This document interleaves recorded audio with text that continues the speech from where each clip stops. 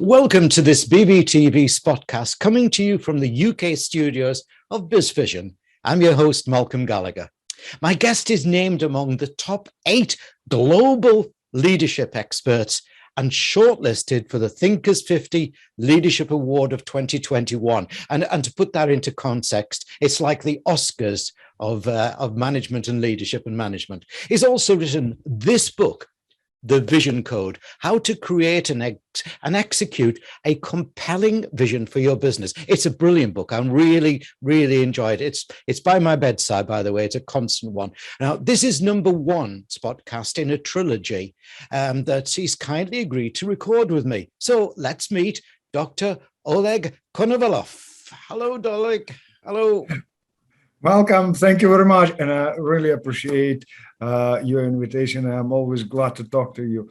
I'm fascinating the way you reveal what the people think. That's amazing. Thank you. Well, listen, I'm having to shout a bit further today because you're in Moscow still, are you? You're still in Moscow? Yeah. I'm still in Moscow, thanks to this lockdown, but I just like in such a business where your main resource is your source and your Wi-Fi. Right. Yes, you're correct. Let's together. And you okay? Yes. Let's get started on your trilogy of BVTV SpotCast. Now, I'm getting the most out of you because I'm giving you a multi-layered question. And that is, what is a practical business vision? Should it be robust or flexible in today's uncertain world? And how should it be communicated today, and to whom and how often? Right. Let's go the simple way. Why do we need vision?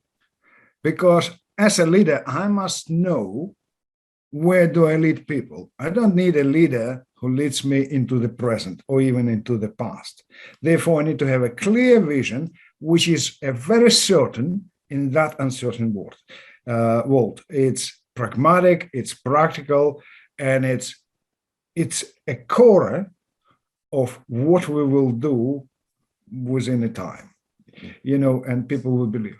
It's my core responsibility is to lead people into the future where they will feel better, they will grow, they will become better. And vision could be left a very interesting point as a legacy to the next generation of employees or to the next generation in families. When we say uncertainty in an uncertain world, we are getting into trouble. But when I'm free, when I know where to go, I'm not stuck in where I am now. I'm not in doubts. And that is a very interesting point because many of us trying to win the same games again and again with an old mindset. We have a trouble with creating vision because of a mind lock. Mind lock is a gap between thinking about the past and about thinking about the future. We are too much thinking about the past. Right. A little bit about the present and very little about the future. We're afraid of the future. So leaders must close this. To create a vision, you must close this mind lock towards the future. You see, a previous success is a killer of your next success because you can't repeat the same things again and again and again. No, you can't. You can't say the same verse, repeat the same verse when you're expressing your love to your beloved partner. You need to find something new way of expressing your things. Yet vision remains, a single and the most powerful tool of any leader, because that allows you to maintain focus, maintain will, to know clearly what kind of resources do you need to get there and what kind of future you create. You creating a vision. Vision is our aspiration for the future that we strive to make a reality today. And a vision comes when you're conscious awareness of a problem you want to solve for a benefit of others reaches its peak. So it must be very consistent, very robust, very clear. yet very, very simple. Mm-hmm. Because if it's too complicated, no one would believe in it. You know, and some people with whom I talk, with whom I work, they're saying, look, in a good sense, if you could express your vision in about 30 seconds, that's simple enough. That's good. Mm. Okay, you might talk to a child, like 10 years boy, and you will tell him, okay, 1 minute and I will explain you what I do. That's fine. That works. It's simple enough. Yeah. It's a great example, for instance, this famous company WD-40 that produces that spray that we all use. Mm. They have simple idea about creating a meaningful, valuable product for people, and it's simple and understandable for all.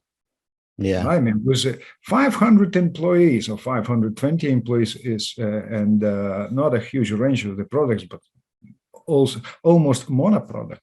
Their capitalization today is about $3.5 billion. We think of a plastic bank. It's a great social company from Canada. They're cleaning the oceans from a plastic waste, and they're helping people to get out of poverty. They're recycling this plastic waste. They do real work, and the idea is simple. Mm. You know that. Sorry. Yeah, yeah. Sorry. You know this gap that you were talking about, though. You know, how long can it be, or how short? I mean, the famous succinct vision was President John F. Kennedy saying we'll put a man on the moon by the end of the decade. But there he was putting a time limit on. Is there a need to put a time limit on? Of course.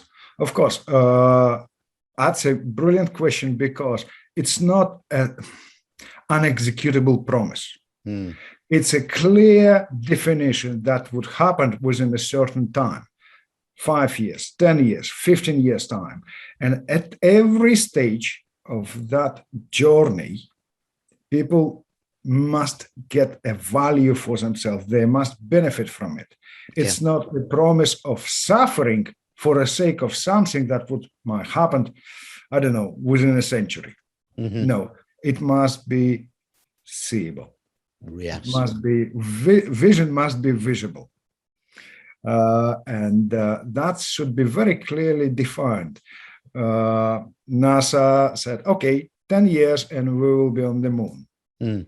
Today, Elon Musk said, look, I need 3 years to launch such and such program, to fly over to Mars, or to get those spaceships landing in exact spot, you know. Mm. And do clear, real things. Yeah. So how often should the vision be communicated then to people? Every day now. When you, being a CEO, when you get sick, communicating your vision to your board, only at that moment, people on a factory will hear your first words. So it must be communicated every day, all the time, because you live vision, you breathe vision, you think about the future. So it's consistent communication. It's a macro message that must be conveyed along all levels all the time. It's nothing about those plaques on the walls. People just simply ignoring. They're passing by and saying, what is all about? I don't know. Yeah, you must reach people's hearts and minds, and that is quite important, because when we communicate vision. So can I ask then, if we must reach people's hearts and minds, have the people got to see themselves in that vision? It can't be something that's passed down like Moses' tablets of stone, can it? When I communicate vision, or the purpose of communicating vision is to make others the co-owners of vision. So they should clearly see what they would benefit for themselves from it. And therefore they will commit themselves. And to do this, you must communicate, because communication is sharing facts. But you must share your vision, because in this sense, you are reaching hearts and minds by sharing stories and showing people how they are involved in those stories. They are the main heroes of those stories. And they see, yeah, that's for me, and I will do this. Yeah, excellent.